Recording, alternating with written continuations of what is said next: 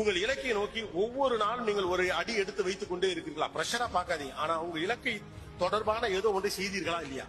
குறைஞ்சபட்சம் ஒரு தகவலாவது அதை பத்தி படிச்சீங்களா இல்லையா?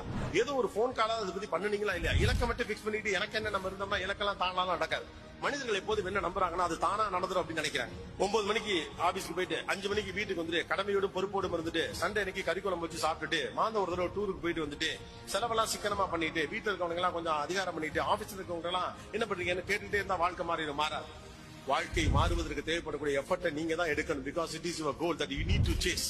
நீங்க தான் அது பின்னால துரத்தணும், ஓடணும், கஷ்டப்படணும், அதுக்காக பார்க்கணும்.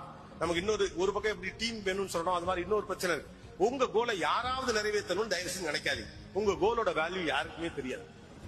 நான் இவ்வளவு கஷ்டப்படுறேன், என் குடும்பம் ஒத்துழைக்கல, நான் இவ்வளவு தூரம் யோசிக்கிறேன், என் மாமனார் வீட்டுல எனக்கு சப்போர்ட் பண்ணல, என் நண்பர்களே புரிஞ்சுக்கல. உங்க கோல்ல அடுத்தவங்க புரிஞ்சுக்கணுங்கிற எந்த அவசியம் கிடையாது. After all it is your goal, it is your dream, you have to chase it. இல்லையா?